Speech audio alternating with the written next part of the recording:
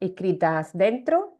Bueno, muy buenos días a todos y bienvenidos a un nuevo webinar de la Plataforma Tecnológica Española de Tecnología Disruptiva de Disruptive, que como sabéis es una de las plataformas que financia el Ministerio de Ciencia, Innovación y Universidades a través de la Agencia Estatal de Innovación. Y bueno, nuestro objetivo en la plataforma es fomentar el conocimiento, la sinergia y la aplicación de las tecnologías digitales más disruptivas. Y, y también promovemos las colaboraciones entre los miembros de la plataforma y también promovemos los proyectos de I+D+I y las actividades de I+D+I. Por eso hemos creído conveniente y también por parte de Incotec se han ofrecido a que dediquemos un ratito a hablar de las deducciones fiscales a la I+D+I, porque es una oportunidad que tienen las entidades a su mano y muchas veces por desconocimiento pues no se usa, no se benefician de esas oportunidades y por tanto en esta mañana vamos a dedicar un ratito a que por parte de Incotec, concretamente Eduardo García de la Santa Pérez, que es el director de expansión de Incotec, nos va a explicar un poco cuáles son esas oportunidades y que, como dice el título del webinar de hoy, no va a haber excusas, ya no vais a tener excusas para no aprovechar estas deducciones fiscales de la I+D+I. Así que, sin más, yo ya le cedo la palabra a Eduardo para que, por favor, Eduardo, pues nos cuente cómo las empresas y entidades que están en Disruptive bueno, y cualquier persona que se haya conectado al webinar de hoy sepa cómo puede aprovechar estas oportunidades. Así que muchísimas gracias por estar con nosotros hoy, Eduardo. Está muteado ahora. Ya estoy. Gracias a vosotros, mil gracias sobre todo por darnos la oportunidad, como has dicho, ¿no? Cuando os planteamos hacer este pequeño webinar para hablar de las deducciones fiscales, oye, y aceptasteis, nos disteis la oportunidad. Voy a intentar ser concreto, breve y conciso, o sea, tengo 40 minutitos, 45 minutitos y luego tendremos 15 minutos para dudas, preguntas y demás. Nada, dar las gracias a Apte por darnos esta oportunidad y vamos a ir, ¿vale? Voy a compartir mi pantalla, que así tengo mi presentación y yo creo que va a ser la mejor manera. Darme un segundito. A ver, yo creo que ya deberíais ver mi pantalla, si no estoy equivocado. ¿Es así? ¿Veis ya mi pantalla? Correcto, sí. Vale. Bueno, pues como dice ahí, ¿no? No hay excusas para no aprovechar las deducciones fiscales, ¿vale? ¿Por qué este título, no? Yo, para que os hagáis una idea, bueno, yo soy Eduardo García, director de expansión de Incotec. Y he cumplido hace poquito 20 años en la empresa, es decir, llevo 20 años dedicándome a la gestión de proyectos de I+D+I para consecución de ayudas, subvenciones, deducciones fiscales y demás. Y os podéis imaginar en todos estos años pues las cantidades de excusas o de justificaciones o de motivos, ¿no? que me han dado tanto clientes reales como potenciales, como posibles y demás, para no terminar haciendo el tema de las deducciones fiscales. Y yo quería pues un poco desmontar todas esas excusas, ¿no? Para que os hagáis una idea, a lo largo de la presentación que he preparado, hay 11 excusas que he listado una por una, que son las habituales que me suelen dar, y solo una o dos me sirven como válidas para que una empresa no haga o no aproveche las deducciones por I+D. Las otras 9, de una manera o de otra, vamos a ser capaces de, bueno, pues de desmontarlas o de decir que no es más que una excusa, que no es una realidad que haga que no se pueda, ¿no?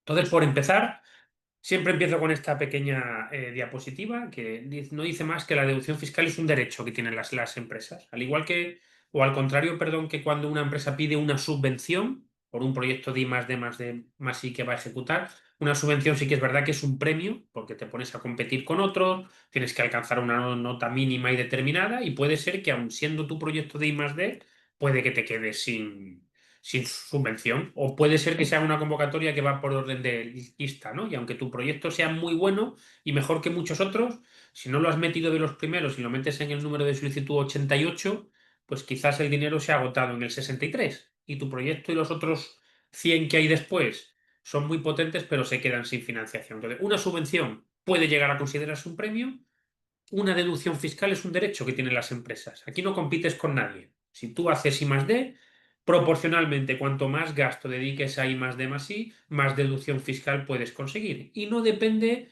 ni de una evaluación ni de una valoración de que tengas mejor o peor nota, sino que si tu proyecto es I+D, está bien defendido, está bien documentado y demás, te generará esa deducción fiscal. Y aquí empezamos, como veis, con las excusas, ¿no? Que dice, en mi empresa no llevamos actividades de I+D+I. Bueno, pues esta, como veis, la he sombreado en naranja, ¿no? Porque es de las poquitas que voy a dar opción a darle razón, ¿no? Yo aquí, ¿qué le diría a la empresa que dice que en su empresa no llevan a cabo actividades de I+D+I? Pues que pida asesoramiento a una consultora de confianza, bien sea Incotec, bien sea otra, ¿no? O sea, que sea una empresa acostumbrada o habituada a valorar la I+D, a documentarla y a defenderla, quien entre en tu casa, que le abras la puerta de tu casa y le des la opción de valorar si realmente lo que haces es I+D+I o no. Y una vez hecho ese ejercicio, pues aquí lo veis en verde, ¿no? Esta es de las poquitas que le doy la razón. Dice, la consultora me dice que no hago nada que se pueda justificar como innovador. Pues evidentemente, si eres una empresa que no hace nada, que ha sido bien asesorada por una consultora de confianza y te dicen, oye, mira, lo que tú haces, desgraciadamente, no se puede defender como innovación. Chico, pues es una excusa más que válida para no aprovechar la deducción fiscal. O que la consultora te diga que aunque sí que haces I+D+I, el gasto asociado es muy bajito y te va a costar más el collar que el perro, ¿no? Para aprovecharlo. Pues igual también puede pasar que realmente tu gasto sea muy reducido, que la deducción potencial que puedas conseguir, lógicamente, sea muy reducida y que el contratar a una consultora, el certificar el proyecto, etcétera, etcétera, te pudiera costar más el collar que el perro. Pero estas dos, de todas las que vamos a ver, son las únicas excusas que doy por válidas a la hora de no aprovechar. Las demás, veréis, que no al lugar, como se suele decir. ¿Vale? Avanzamos en la presentación, ¿no? ¿Qué gastos suelen formar parte de la base para el cálculo de la deducción fiscal? Los que veis ahí, o sea, gastos de personal suelen ser una partida más que relevante a la hora de generar deducción fiscal, sería el salario más los costes de seguridad social. Luego puede ser que no todo lo hagamos con recursos propios, sino que subcontratemos universidades, centros tecnológicos, grupos de investigación, ingenierías, laboratorios, un freelance que sea un colaborador, etcétera. Pues todas esas subcontrataciones, siempre y cuando las subcontrataciones se hagan en países dentro del régimen económico europeo, o sea, que no sea en la India, Estados Unidos, Canadá, etcétera, sino que sea dentro del régimen económico europeo, ¿vale? Amortizaciones y materiales fungibles. Esto es lo que va a formar parte de la base de gasto. ¿Cuáles son las intensidades de la deducción? Pues aquí veis, esto es el régimen estatal, porque en las Islas Canarias tienen otros porcentajes, ¿no? Pues aquí depende de que cataloguemos si tu actividad es de I+D o es de innovación tecnológica. Si tu actividad es de I+D, pues podrá ser entre un 25 y un 42. ¿De qué depende que sea un 25 o un 42? Pues de la media de gastos de años anteriores. Vamos a ver un ejemplo después, ¿vale? Luego puede ser que tengas contratado personal dedicado en exclusiva a actividades de I+D, pues a ese gasto que se dedica a ese personal en exclusiva a actividades de I+D+I, entre ese 25 y 42 que hablábamos antes, se le sumará o se le añadirá un 17%, ¿vale? Las inversiones que dedicamos a o que utilizamos en proyectos de I+D+I, por lo general, en el 99% de los casos, no tienen derecho a deducción lo que es la inversión en sí, sí la amortización del equipo. Pero si, por ejemplo, compramos equipos, típico equipo de laboratorio y demás, que vamos a dedicar en exclusiva a actividad de I+D, no más I, sino de I+D, pues también te generará una deducción del 8%. Y si ya mi proyecto es de innovación tecnológica, ya no voy a estar entre un 25 y un 42 más un 17 adicional por personal, sino que va a ser un retorno plano del 12%, ¿vale? Luego hablamos del límite de cuota, plazo para aplicar la deducción que tenéis ahí, luego en el ejemplo lo vamos a entender, ¿vale? Y dicho esto, ¿cómo se puede obtener la deducción fiscal? Bueno, pues hay varias opciones. Tienes desde autoliquidación, consulta vinculante, acuerdo previo, informe motivado. ¿Cuál es la opción más válida para cada empresa? Pues no hay una regla estándar. O sea, la uno y la 4, o bien ir por autoliquidación o bien ir por informe motivado, suelen ser las más habituales y depende de cada caso concreto. Hay veces que es mucho más recomendable obtener el certificado y motivar y hay veces que igual es suficiente con una buena memoria de autoliquidación. Pero claro, entre que yo os hablo de cómo calcular la deducción fiscal, que os hablo de cómo obtener la deducción fiscal, que no en todos los casos o para todas las empresas es el mejor consejo ir por un camino o por otro, ¿no? Nos enfrentamos a la siguiente de las excusas, ¿no? O justificaciones que nos encontramos, que es, ¡puf! Cuando le explicas esto a alguien, dice, es un proyecto, un procedimiento muy complejo, es muy tedioso y no me compensará seguro porque no lo veo, no es sencillo, no es sota caballo rey. Aquí que le vuelvo a decir yo nuevamente a esa empresa, pide asesoramiento a una consultora de confianza. Hay consultoras que llevan muchos años haciendo esto, que lo hacen muy bien y que te van a despejar todas esas dudas. Te van a dar un buen consejo, te van a decir cuál es tu base de gasto para el cálculo de la deducción, van a intentar optimizarla y te van a recomendar en base al ventaja, riesgo o retorno, riesgo que quieras asumir, cuál es el camino más a aconsejar. La típica que viene después es, mi asesor fiscal me dice que ni se me ocurra meterme en este charco, que me van a inspeccionar y que me van a sancionar seguro. Bueno, esto yo estoy harto de oír esto, ¿no? Y sobre todo en empresas que nunca se han enfrentado nunca a esto y que es verdad que todo el mundo puede conocer algún caso de una mala experiencia en deducciones fiscales, pero las cosas bien hechas, bien justificadas, no tienen por qué generar ningún problema. ¿Qué le suelo decir yo aquí al cliente? Pues que ponga en contacto cuanto antes a la consultora de confianza con la que ha decidido trabajar, que la ponga en contacto con tu asesor fiscal para que le explique todo y le traslade confianza. Yo siempre digo que el asesor fiscal puede ser el mayor enemigo o el mayor aliado de las deducciones fiscales por I más D. ¿Por qué? Porque hay que entender también al asesor fiscal. Hay asesores fiscales que nunca se han enfrentado al tema de las deducciones fiscales o hay asesores fiscales que han tenido una mala experiencia porque su cliente no estuvo bien asesorado. Y es perfectamente comprensible que no les convenza esto y que no se quieran complicar. Bueno, pero ¿esto cómo se corrige? Como digo, poniendo en contacto a tu consultora de confianza con tu asesor fiscal, que hablen, que le explique, que le traslade confianza, que le diga los pros y contras y que asiente un poco las bases de una posible colaboración. Porque bien hecho y bien documentado, vuelvo a decir, las deducciones fiscales es un retorno muy interesante. Mal hecho, mal asesorado, mal aconsejado, es un problema seguro el día de mañana si tienes una inspección, porque lógicamente, como venga Hacienda a inspeccionar tu impuesto de sociedades, vea que las deducciones fiscales no están correctamente aplicadas, no has seguido buenos consejos, los cálculos no están bien, has metido partidas que no tocaban, etcétera, pues lógicamente Hacienda va a meter o a hincar el diente ahí y te va a buscar las cosquillas. Pero bien inspeccionado, bien documentado, ya os digo que no es mayor problema. Entonces, a aquellas empresas que estéis aquí hoy, que vuestro asesor fiscal os ponga pegas, que, insisto, no es tan extraño, es muy habitual, mi recomendación es ponerle en contacto cuanto antes con la consultora para que hablen, se conozcan, le dé referencias, genere confianza, definan el trabajo a seguir, etcétera, etcétera. Os decía antes que íbamos a ver un ejemplo del cálculo de la deducción fiscal, ¿vale? Aquí tenéis, imaginaros, esto es un proyecto, ¿vale? De I más D, más sí, bueno, puede ser de I más D o de innovación, luego veremos cómo quedaría la deducción en el que, ¿no? Pues en personal propio ha gastado 135.000 euros, estos son horas hombre, de coste salarial más coste de seguridad social, en sus contrataciones entre universidades, centros tecnológicos, etcétera. Ha gastado todos estos importes, en amortizaciones ha gastado 6.500 euros y en fungibles 11.000, de tal manera que tiene un gasto vinculado a ese proyecto en esta anualidad de 208.500 euros. ¿Cómo se calcula la deducción? Pues si el proyecto es de I+D, acordaros que antes decía yo que la deducción va entre el 25 y el 42, ¿vale? ¿De qué depende de que esté entre el 25 y el 42? Pues depende de la media del gasto de los 2 años anteriores. Y aquí tenéis un ejemplo. En el año N, en el año en cuestión, como hemos dicho, el gasto de I+D de esta empresa era 208.500. En el año inmediatamente anterior fue de 140 y en el año inmediatamente anterior al otro fue de 120. Es decir, la media de su gasto de los 2 años anteriores fue de 130.000 euros. Es decir, 140 más 120 entre 2, 130.000 euros. ¿Cómo se calcula la deducción fiscal?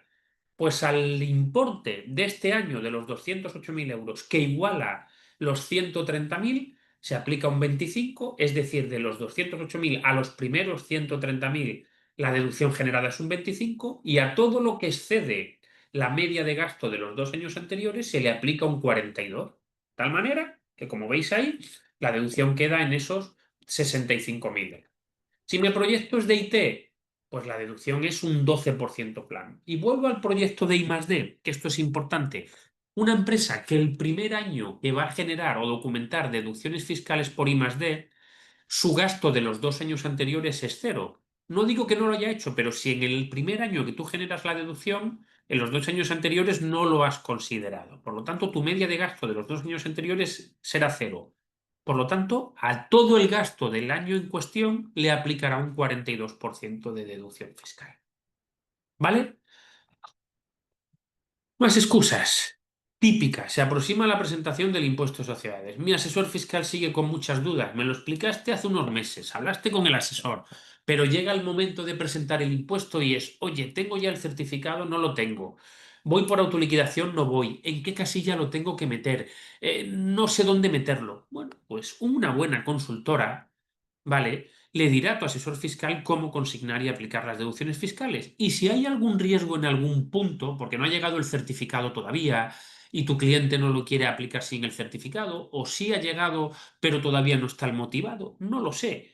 Te lo pondrá encima de la mesa y te planteará los pros y contras de hacer una cosa u otra. Y sobre todo, esa consultora debería trabajar contigo y con tu asesor fiscal en la definición de tu estrategia fiscal. ¿Qué quiero decir con esto?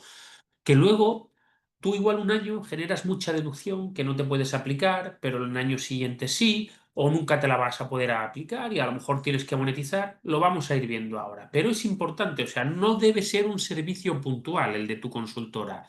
Tu consultora bien seleccionada debe trabajar contigo en la estrategia fiscal, ¿vale? ¿Cómo se aplica la deducción fiscal? Tenéis aquí un ejemplo. Imaginaros una empresa, y lo he simplificado, a lo absurdo, que tiene unos ingresos. Edu, disculpa que te interrumpa. Es que ha habido una cuestión. Ah, Si queréis, esperamos al final o vamos resolviendo como prefiráis, ¿eh? Yo te puedo. Mejor, sí, mejor al final. Y ya Vale, hacemos una ronda vale, de preguntas, sí. vale, pues las dejamos ahí para el final. Gracias, perdonad, ¿eh? Vale. perfecto. Vale, decía, ¿cómo aplicar la deducción fiscal? Aquí esta simulación lo he simplificado, ¿no? Una empresa que tiene 2 millones de euros de ingreso y tiene unos gastos de millón y medio. Es decir, gana, tiene una base imponible de 500.000 euros y por lo tanto en su impuesto de sociedades tiene que pagar el 25% de esos 500.000 euros, es decir, 125.000 euros. Y esta misma empresa, imaginaros que ese año uno, ¿vale? O en ese año ha generado una deducción fiscal de 157.000 euros, ¿vale? ¿Os acordáis cuando en la diapositiva de aquí os ponía, voy para atrás, aquí, límites de cuota entre el 25 y el 50%, ¿vale? ¿Qué significa esto? Voy otra vez para adelante. Esto significa que si tú en ese impuesto de sociedades, perdón, tienes que pagar 125.000 euros, ¿vale? Tu límite de cuota, lo que puedes descontar a la cuota de manera estándar, como mucho, es un 50%. Es decir, que de los 125.000 euros que te tocaría pagar de impuesto de sociedades, puedes descontar 62.500 euros. Es decir, al final del ejercicio, vía estándar, si tú tienes 157.000 euros de deducción y te tocaba pagar 125.000, utilizarás los primeros 62.500 en descontar sobre esos 125.000 euros, te tocará pagar el otro 50%, que son 62.500, y tendrás una deducción fiscal pendiente de aplicar en ejercicios sucesivos de 95.126, ¿vale? Pero por vía estándar, por mucha deducción fiscal que tú tengas, nunca descuentas al 100% la cuota líquida a ingresar, sino que como mucho puedes descontar el 50%, ¿vale? ¿Qué pasa con esto? Muchas veces dice la empresa o nuestro cliente, no tengo cuota suficiente como para consumir las deducciones fiscales. No lo voy a hacer. No tengo cuota. No es suficiente, sino es que directamente no tengo cuota, no doy beneficios, no tengo ingresos aún y por lo tanto no puedo aprovechar las deducciones fiscales. Es verdad, o sea, si tú quieres aprovechar las deducciones fiscales por guía estándar, si no tienes cuota, si no tienes beneficios, si no tienes ingresos, etcétera, lo que estás haciendo es llenar un cajón de deducción fiscal que te podás aplicar en los próximos 18 años, pero en el corto medio plazo no tiene un impacto positivo en tu resultado, porque es llenar una hucha de una deducción que no puedo aplicar contra un beneficio o una cuota vinculada a un beneficio porque todavía no tengo esos beneficios. Vale, pues aquí hemos hablado hasta ahora de la vía estándar, aquí aparece una nueva manera de aprovechar las deducciones fiscales, que es la monetización. ¿Vale? ¿En qué consiste la monetización? La monetización no es más que para aquellas empresas que no tienen cuota ninguna o no suficiente o siempre generan más deducción fiscal de la que pueden consumir contra cuota, ¿vale? Hacienda, aunque parezca sorprendente, da la opción de que a ese exceso de deducción fiscal que tú generas cada año lo hagas líquido, es decir, lo canjees por un ingreso, como si fuera, entre comillas, una subvención, ¿vale? Y a eso se le llama monetizar. ¿Qué es esto? Pedirle a Hacienda que ese exceso de deducción, que no me puedo aplicar contra cuota, me lo pague Hacienda. Y eso pasa y eso se cumple. Pero hay una serie de requisitos. El primero es que hay, como digo yo, un impuesto revolucionario. Es decir, que si tú tienes una deducción fiscal pendiente de aplicar de 100.000 euros, si la quieres monetizar, automáticamente esos 100.000 euros se te van a convertir en 80.000, porque pierdes el 20% del derecho de deducción general. Es el coste que supone monetizar. ¿Vale? Tiene que haber transcurrido al menos un año para que tú pidas la monetización. ¿Esto qué significa? Y esto es muy importante, que es, por ejemplo, para un proyecto de deducción fiscal de gasto en el año 2024, que es los que ahora se están documentando, certificando y demás, ¿vale? Tú, esa deducción fiscal generada en el año 24, que se documenta y se certifica ahora, no lo podrás pedir en julio de este año, la presentación del impuesto, porque no habrá transcurrido al menos un año. Lo pedirás el año que viene, es decir, en julio del 26, y te lo pagarán en enero o febrero del 27. ¿Qué significa esto? Que en monetización es verdad que se hace líquido, que Hacienda te lo paga, pero hay un gap temporal muy importante, porque tu gasto del 24 vía monetización no lo recibirás ese ingreso hasta enero o febrero del 27, ¿vale? Y este es un gap temporal muy relevante. Otro requisito es haber obtenido el informe motivado. O sea, antes os he puesto los ejemplos de que puede ser por autoliquidación, por consulta vinculante, etcétera. Para monetizar sí o sí tienes que haber ido por la vía del informe motivado. Y luego hay dos requisitos que te comprometes a cumplir cuando solicitas la monetización. Uno es la reinversión, es decir, que si tú tienes 100.000 euros de deducción, lo transformas en 80.000 euros que vas a cobrar, al menos en los dos ejercicios fiscales siguientes a la solicitud de esa monetización, tienes que gastar en nuevas u otras actividades de I+D+I al menos 80.000 euros. O sea, quieres un compromiso de reinversión. Y el último de los requisitos es el cumplimiento o el mantenimiento de la plantilla. Bien, plantilla media de la compañía o bien personal dedicado a actividades de I+D. En los 2 años siguientes es igual. O sea, es decir, requisitos a tener en cuenta. Pierdo el 20%, hay un gap temporal importante y tengo que haber pedido el informe motivado. Sí o sí, haberlo obtenido. Y me comprometo a cumplir que voy a reinvertir ese importe que me viene por vía de monetización y que me comprometo a mantener la plantilla, bien la plantilla media, bien el personal dedicado a actividades de I+D. Y creedme que la monetización se cumple, es decir, Hacienda te paga, pero creedme también que si Hacienda paga, en la inmensa mayoría de los casos, dentro de 2, 3, 4 años después de que te haya pagado esa monetización, Hacienda va a llamar a tu puerta y te va a pedir que cumplas o que le demuestres que has cumplido con los requisitos de monetización. Y si no cumples, porque no has reinvertido, porque no has mantenido plantilla, no es un castigo proporcional, es todo o nada. Es decir, si no has cumplido, tienes que devolver íntegramente el importe monetizado más intereses de demora, aunque no hayas cumplido por un trabajador o por 1 euro de reinversión. O sea, es o todo o nada, ¿vale? ¿Qué pasa y qué es habitual cuando explicas esto también a un cliente que dice, bueno, vamos a ver un ejemplo antes de poner las siguientes excusas? Fijaros aquí, el mismo ejemplo que veíamos antes, ¿vale? Que una empresa que le toca pagar 125.000 euros de deducción fiscal y ha generado, perdón, de impuesto de sociedades y ha generado una deducción de 157.000. Como habíamos visto antes, descontaba 62.500 a esos primeros 125.000, le quedaban por pagar todavía o tenía que pagar 62.500 euros y le quedaban en la hucha 95.126. Si ese cliente en ese año dice, oye, quiero monetizar, ¿vale?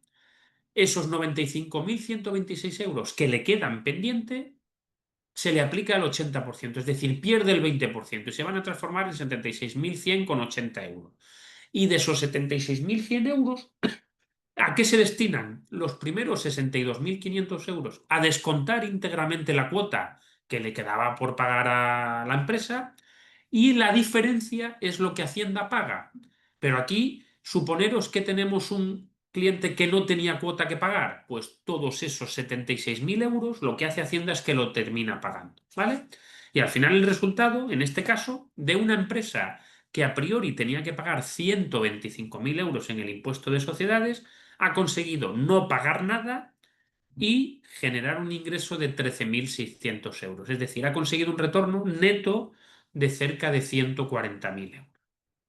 ¿Vale? Pero como decía, cuando explicas esto, el cliente puede decir, oye, mira, yo no puedo esperar tanto tiempo para recibir la monetización, necesito liquidez antes. Esto de que yo me gaste en un proyecto en el 2024 un dinero y que hasta enero o febrero del año 2027 no me llegue el dinero, es que no me compensa. No quiero monetizar porque entre medias tengo que pagar certificación, tengo que pagar a mi consultora de confianza, etcétera, etcétera. No me compensa. O el que dice, yo no me puedo comprometer a reinvertir en I+D el importe monetizado. ¿Por qué? Porque no soy una empresa que de manera recurrente o de manera natural haga actividad de I+D+I.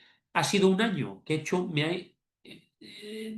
enfrentado a un proyecto innovador que he resuelto y que he ejecutado, pero a lo mejor hasta dentro de 4, 5 o 6 años no vuelvo a hacer nada innovador. Evidentemente esa empresa no cumpliría el requisito de reinvertir, porque si luego en los 2, 3 años siguientes no va a seguir gastando en menor medida, pero gastando en I+D+I, pues no cumplirá ese requisito. O, que suele ser el más habitual, es yo no me puedo comprometer a mantener la plantilla porque no sé qué va a pasar. O sea, si tengo 200.000 euros de deducción pendiente que aplicar, la monetizo, se me va a transformar en 160.000 euros. Fantástico, me entra en caja, aunque sea con un gap temporal importante, pero es que yo no sé qué va a pasar dentro de 2, 3, 4 años. Igual no cumplo el mantenimiento de la plantilla. Y si no cumplo y Hacienda llama a mi puerta, pues es que me va a tocar devolver el importe monetizado. Pues es que prefiero no monetizar para esto. Por lo tanto, mira, no me cuentes que no me interesa, ¿no? Esta es quizá la última de las excusas, ¿vale? Pues ante esto, ¿qué es lo que existe o qué posibilidad hay? Es el tema del tax list de I+D. A esto se le llama de muchas maneras. Se le llama el tax list, se le llama el mecenazgo tecnológico, se le llama la financiación privada en proyectos de I+D, etcétera. ¿En qué consiste esto? Esto es una opción que sería la tercera, recordemos las dos anteriores. Una es genero mis propias deducciones y me las aplico contra cuota. La segunda es genero mis propias deducciones y como no tengo cuota alguna o no tengo cuota suficiente, lo que hago es que las monetizo, le pido a Hacienda que me lo pague, cumpliendo aquellos requisitos que hemos visto, ¿vale? Y con esos condicionantes. Y la tercera de las opciones es, ni tengo cuota, ni quiero esperar, o no puedo comprometerme a mantener plantilla, no puedo comprometerme a la reinversión. Lo que hago es que entro en un task list de I+D. ¿Y qué significa esto? ¿O qué supone esto? Pues esto lo que supone es lo siguiente. ¿Vale? Aquí solo tengo esta diapositiva, pero me quiero dedicar aquí 10 minutitos en explicaros en qué consiste, ¿vale? Hasta ahora, las dos primeras opciones que os he planteado son que vosotros, como empresa investigadora, va a ejecutar un proyecto y va a generar sus propias deducciones fiscales. Y sus propias deducciones fiscales, ese derecho al que hacía alusión yo en la primera de mis diapositivas, ¿vale? La voy a aprovechar o bien contra cuota o bien monetizando, pero genero mis propias deducciones fiscales, ¿vale? Aquí ahora, en un tax list, ya no voy a generar mis propias deducciones fiscales. Se las voy a ceder o vender, entre comillas digo vender porque no está bien dicho vender, ¿vale? A un tercero, que ese tercero sí que las va a aprovechar y a mí me va a pagar un dinero por esas deducciones fiscales que a priori yo tengo derecho, ¿vale? O sea, un tax list es cesión o venta de los derechos fiscales de una empresa investigadora a una agrupación de interés económico, que es esa figura que veis en el centro de mi pantalla, que es la AIE, detrás de la cual hay una serie de inversores. Que estos inversores, como os podéis imaginar, son empresas, son personas tanto físicas como jurídicas, que sí que tienen unos beneficios muy altos, que tienen unas cuotas impositivas muy elevadas y que ellos están deseosos de recibir o de comprar o de adquirir deducción fiscal porque ellos no necesitan monetizar. Ellos directamente en el impuesto de sociedades o en el IRPF, ¿vale? Van a tener capacidad suficiente como para comérselas íntegramente, las deducciones fiscales, ¿vale? ¿Y cómo se plantea esto? Para que os hagáis una idea, la AIE o Agrupación de Interés Económico Es lo que mercantilmente se denomina una sociedad de transparencia fiscal. ¿Qué significa esto? Que una sociedad de transparencia fiscal, los derechos y las obligaciones que genera esta entidad mercantil van o se transfieren directamente a sus inversores de manera proporcional. Es como una UTE. Cuando tú trabajas en una UTE o montas una UTE en colaboración con otra empresa, los gastos, los beneficios, los ingresos no se quedan en la UTE, van directamente de manera proporcional a la titularidad de la UTE a las empresas que son las dueñas o las propietarias de esa UTE. Pues una AIE es igual, los derechos y obligaciones que genera no se quedan en la AIE, sino que se elevan proporcionalmente en la proporción en la que es titular un inversor, otro u otro, ¿vale? Entendida lo que es la estructura, que no es sencillo y seguramente de esto luego habrá preguntas, ¿vale? ¿Cómo se opera en un tax list, ¿vale? Pensad el mismo ejemplo de antes. Tú eres una empresa investigadora que se va a gastar los mismos 208.500 euros que ponía en mi ejemplo en un proyecto de I+D en el año 2025, ¿vale? Que a priori es tu proyecto, que si tú generas tu propia deducción fiscal la podrás aprovechar como hemos comentado. Pero como no puedes, ¿vale? Lo que vas a hacer es que vas a ceder temporalmente la titularidad o la promoción de tu proyecto a la AIE, es decir, el dueño del proyecto va a ser la agrupación de interés económico y tú vas a pasar a ser un subcontratado para ejecutar el que a priori era tu proyecto de I+D+I. Es decir, tú ya no vas a ser el que ejecuta por promoción directa tu propio proyecto de I+D+I, sino que lo va a ejecutar la AIE y la AIE te va a subcontratar para que lo ejecutes en su nombre. De tal manera que de esta manera lo que conseguimos es que la deducción fiscal se genera en la AIE y tú pasas a ser un mero subcontratado. Es como si cualquiera de vosotros ejecutara un proyecto de I+D+I y en vez de ejecutarlo con medios propios, lo hiciera íntegramente subcontratando a una universidad. Esa universidad te va a emitir una factura y esa factura, como una de las partidas que hemos visto que es de subcontratación, va a formar parte de la base del gasto para el cálculo de la I+D+I, ¿vale? Y será la AIE la que genera esa deducción fiscal y los inversores los que tienen capacidad suficiente como para comerse la deducción fiscal, ¿vale?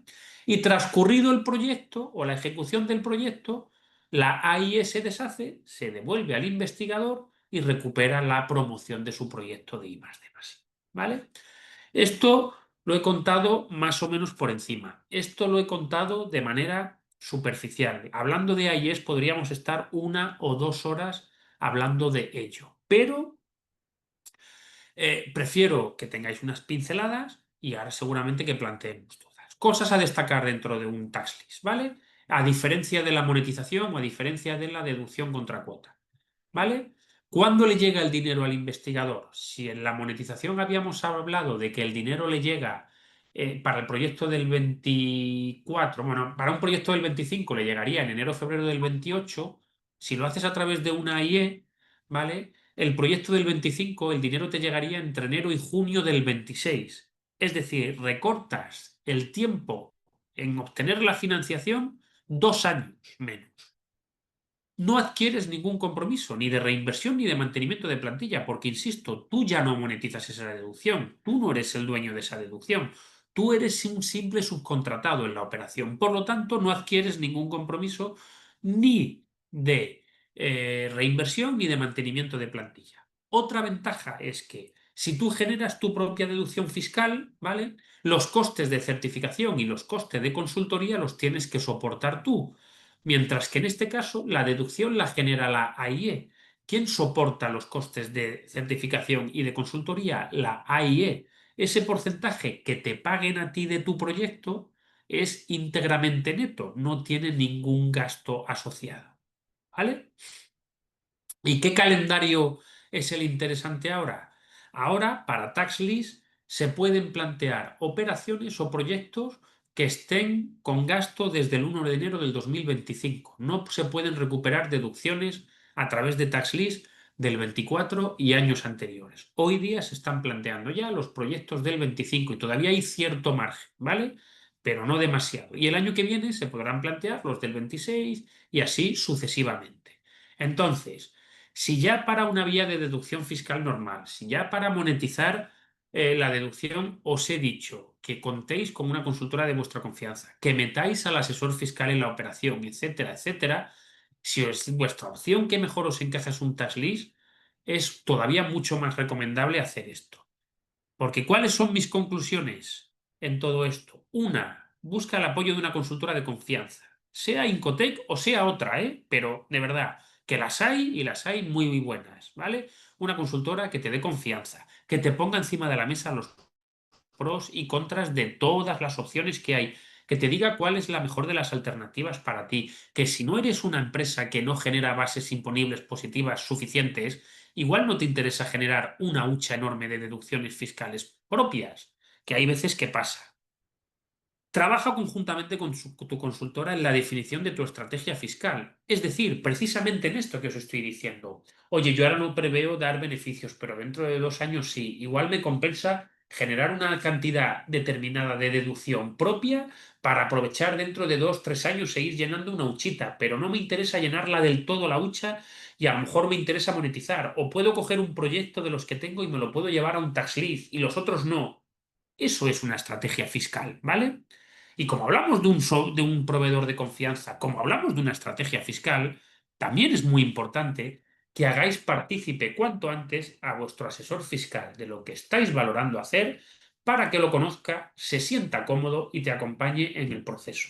¿Por qué? Porque lo vuelvo a decir, el asesor fiscal puede ser el mejor de los aliados o puede ser el peor de los enemigos en el tema de las deducciones fiscales por I+D. Y es comprensible, porque si él no se siente cómodo, si él no lo ve claro, si a él no le da confianza a la consultora con la que estás trabajando, si no tienes la información suficiente, probablemente te ponga pegas. Pero también os digo que si él ve que trabajas con un proveedor de confianza, que tiene buenas referencias, que es transparente, que te pone encima de la mesa los pros y contras, que hay una confianza absoluta entre todas las partes y demás, él se va a sentir muy cómodo y él va a estar encantado de que tú como empresa, bien seas startup, sin bases imponibles, bien seas una empresa consolidada con grandes resultados, bien seas una pyme que hay años que das beneficio y otros años no tanto, etcétera, etcétera, que ajustes, insisto, tu estrategia fiscal a la situación real de la compañía. Y dicho esto, creo que no me voy a enrollar más. Agradeceros, siento si he ido un poquito rápido, pero sé que era mucha información la que compartir hoy y a vuestra disposición para cualquier duda, pregunta y demás, que seguro que las hay. Pues muchísimas gracias, Eduardo, por compartirnos tu presentación. Y bueno, había algunas preguntas en el chat, pero también invito a los participantes a que se abran el micrófono para poder decirlo y que sea un poco más dinámico.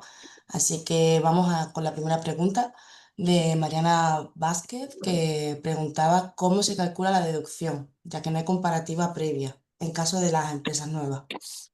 Claro, una empresa nueva que no ha generado deducción fiscal en años anteriores porque es una empresa nueva y en años anteriores no es que no tuviera gastos, que no existía, pues tu media de gasto de años anteriores es un 0, por lo tanto, a tu gasto de ese año 1 de esa empresa nueva, si es tu proyecto es de I+D, toda la deducción irá al 42% del gasto. Y si es IT, irá al 12 plan también. Y también teníamos una pregunta de Ana Díez de la Rosa relacionada con el tax list. ¿Siempre parte de cero para el porcentaje variable de deducción por I+D? Eso es, un tax list, ¿vale? Como el que genera la deducción fiscal es la agrupación de interés económica, que es la sociedad mercantil titular de la deducción fiscal o propietaria de la deducción fiscal, ¿vale? En su primer año de vida de la AIE siempre va a ir al 42% la deducción que genera. Si ya es un proyecto bianual o trianual, que los hay, ¿vale? Porque un proyecto de I+D, si es mucho I+D, además, no dura solo 12 meses y rara vez encaja del 1 de enero al 31 de diciembre. Si es un proyecto plurianual, pues en el año 1 de ese proyecto irá al 42 la deducción que genera la AIE y en el año 2 irá al 38, al 30 y tanto, se aplicará eso el 25 a la media de años anteriores y el 42 a la otra media. Perfecto. Pues, ¿alguna otra pregunta que queráis compartir con Eduardo? Hola Eduardo, yo sí. Vale, vale. Perdón. Sí. Ve tú, Miguel. No hay problema. Vale.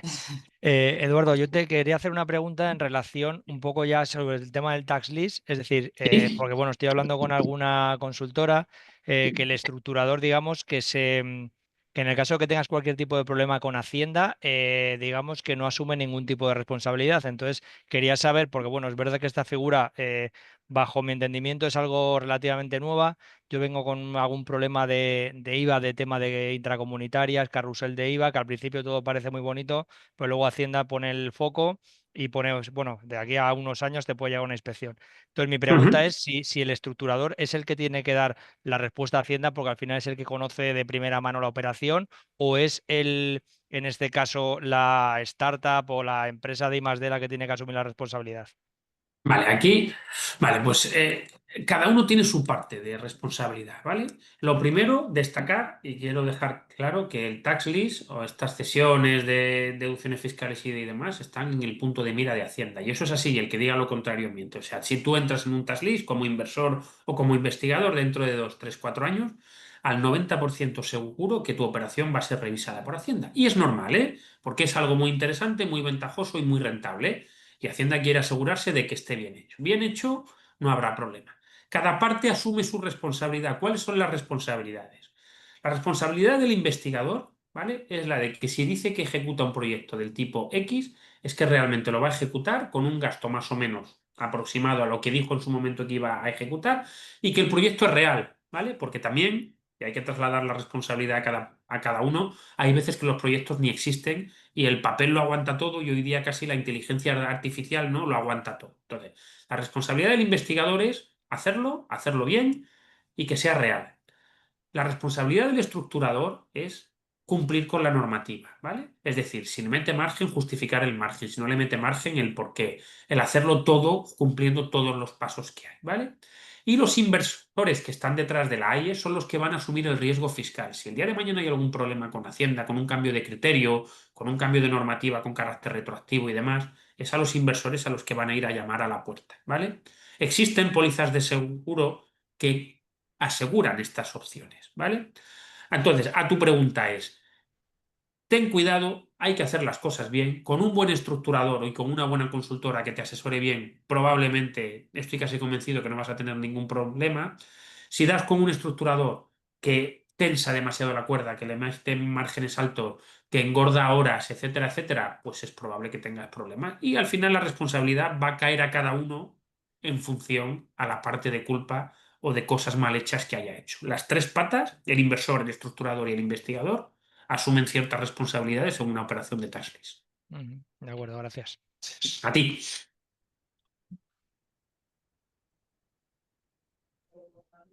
Bien, ¿alguna otra pregunta? Sí, yo en el chat veo una de Eva María Ujú. López que hablaba de cuántos años atrás, ¿no?, se pueden recuperar las deducciones fiscales. Vale.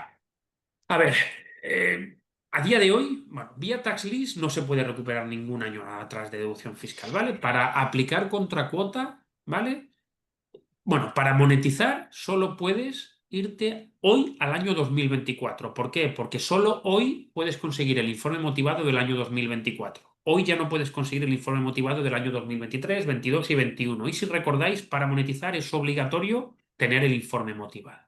Entonces, para monetizar, año en curso y sucesivos. Perdón, para tax list, año en curso y sucesivos. Para motivar, el año inmediatamente anterior hasta el 25 de julio de este año. Es decir, hasta el 25 de julio de este año hay opción para conseguir el informe motivado del año anterior, ¿vale? Y si es para aplicar contracuota, ¿vale? Te puedes ir hasta el ejercicio fiscal no prescrito, que a día de hoy, de aquí al 25 de julio, sería el año 2020. Para mí el 2020 hoy es No. demasiado peligroso. Hoy te diría del 21 en adelante. Y el año que viene en estas fechas del 22 en adelante y así sucesivamente. ¿Y qué inconveniente tendría? Pues que de años anteriores no podrás obtener el informe motivado, como os he dicho. Simplemente podrás eh, obtenerlo vía certificado. Y otro inconveniente, que a algún asesor no le gusta, no le convence, y bueno, y tiene sentido, es que si tú ahora recuperas deducción fiscal del año 23, 22 o 21, como en la presentación del impuesto de sociedades del año 23, 22 y 21 no dejaste constancia en el modelo 200 en el impuesto de sociedades, en la casilla correspondiente, la deducción fiscal, ¿vale? Lo que tienes que hacer ahora es un escrito rectificativo de aquella deducción, de aquel impuesto de sociedades. Y al hacer un escrito rectificativo, el inconveniente que tienes es que resetea la prescripción fiscal del ejercicio en cuestión, ¿vale? Es el inconveniente que tiene. Mira, aquí preguntan otra que dicen, en el caso de tax list, si el inversor por insuficiencia de bases imponibles positivas no puede compensar todos los créditos fiscales, ¿el inversor podría monetizar? Sí. O sea, si el inversor no tiene base suficiente como para compensar o consumir toda la deducción fiscal, puede monetizar o lo puede dejar pendiente de ejercicios sucesivos. Lo que no tiene ningún sentido, es decir, el inversor que entra en un tax list no va a invertir cantidad en exceso como para que no pueda consumirla entera. O sea, invierte la cantidad justa en base a la previsión de resultado que tiene en ese año para consumirlo contra cuota. Yo no conozco inversor que invierta de más pensando en monetizar. No inviertas de más, invierte hasta donde puedas.